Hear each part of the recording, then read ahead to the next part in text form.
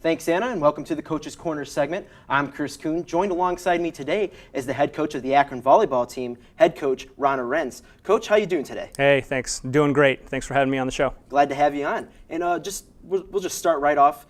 You know, you come into Akron in 2008, and you've been here ever since. How's your time in Akron been so far? Oh, it's wonderful. It's the Akron community, the Midwest community is a place that I've called home. Most recently, obviously, moving to Akron. Originally from the West Coast, I've been able to have opportunities to live in different parts of the country, and the Midwest feels like a great place, and happy to call it home. And what's been your most memorable moment so far at Akron? As far as the program is concerned, the whole process has been memorable. Seeing the young athletes that we've seen through the years come through and see the development and the steps that the program has taken within conference has been just one big memorable experience. And speaking of memorable moments, the Akron Volleyball program is closing into 700 victories. What does that mean as a program? You know, the Akron program has been around a long time. As when I first got into the community, touching base after having spent time in the South for about 2 years, reconnecting with the contacts that I've had up here, having Akron out in through the recruiting and promoting the program, it's been great, and it just reaffirms that the history and the commitment that the university has made towards having female athletics and obviously a volleyball program. Now, Coach, I asked Coach Croft this last episode. I got to ask you this: are you on Twitter? I am on Twitter. And are you one of those compulsive tweeters, or are you kind of, not a big tweeter? Coach Croft said he's kind of a tweener when it comes to tweeting. I don't know if I'm quite a tweener yet. I've been using it as a source of news, following some of my players and so forth. That word gets out a lot quicker, and so I use it that way. I really don't use it for my own expressions more than following others and getting the information out there. Now, can Zips fans follow you? Yes. Okay, and where can they follow you at? Coach Ron Arenz. Okay. Coach, last season the team struggled, only won in 4 games. As a coach, how do you eliminate that kind of, losing way going into the next season? How do you kind of eliminate that type of mindset, I guess? Chris, that was tough. Last year was one of the toughest years that I've had as a coach.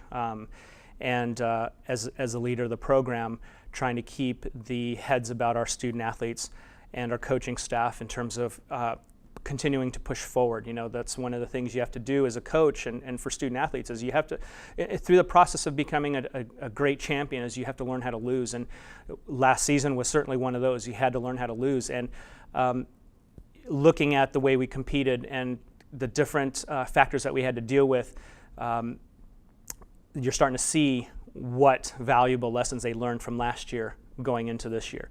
Moving forward was the big piece. We had to continue to preach to our players that going forward, letting go of the loss, understanding what the process was and learning from it and continuing pushing forward. And really that's a lesson in life that I hope that a student athlete takes with them when they're done. And last year, Tina Demetrius, she gets hurt 10 matches into the season. I mean, she's redshirted. How important is it to have her back for this season? Oh, tremendously. Tina's taken a captain role for us, and each year you get wiser. And the way Tina was talking, 18 months ago to the way she's talking now is completely different. And it's just 1 year of maturity. And having spent time, never spending time on the bench because she was such an integral player for us since she stepped onto campus. Last year, the blessing in disguise was that she had an opportunity to really take it from the coach's perspective, take it from a teammate that may be on the bench, and watching the development of a team and the personalities that it takes on through the course of the season. And then to have the opportunity to come back and utilize those things has been tremendous for us over the last several weeks and in the coming weeks as we continue on to MAC. Sounds to me she's really emerged as kind of a team leader then. Oh yeah, certainly. Morgan Coon this season is more than halfway achieving 3,000 assists. How important has she been as well to this team? Morgan's going into her 3rd year as a starting setter for us. She has the experience, and she's been playing with this group since she was a sophomore. And it's important for us that Morgan has good games and she has great relationships with her teammates. And so having a setter come back, especially having Tina come back as well, that relationship has another opportunity to prove itself. And I think Morgan recognizes that as well. And now this season you guys are 8-6, off to an 8-6 start. what can you kind of contribute that success to so far? Certainly last season. I don't forget last season. We had a tough one, and I know our girls didn't forget it either, because you could see the way they practice. They understand this is another opportunity. Unfortunately for like Courtney, she doesn't have another opportunity to come back and utilize what she had learned, but this group has. And so, we played a pretty balanced pre-conference schedule where we played a variety of different teams, and having played in some tough situations and to come out on top definitely builds our confidence as we headed into the conference last weekend. This season, you guys are 5-1 at home. Appears to me that you guys like to play at home. How important is that, for any type of coach? How important is it to be, very successful at the home court? Part of athletics is learning how to play on the road, which we do. But obviously, when you come home, there's a level of comfortability there. Obviously, playing in front of the fans and the friends and the rowdies and the band and so forth. There's you just see it because they've got the support. It's the sixth man in basketball, or in volleyball it's pretty much the eighth player or the 13th player. They definitely play a factor for us as it relates to our confidence going in, because they know that people have their back. And those AK rowdies, how important have they been over the years? Those guys are great for us. The girls really enjoy them, and I know the feedback that I get from visiting teams and coaches is that they certainly make it difficult for them to concentrate, which is good. So we look forward to their continued support.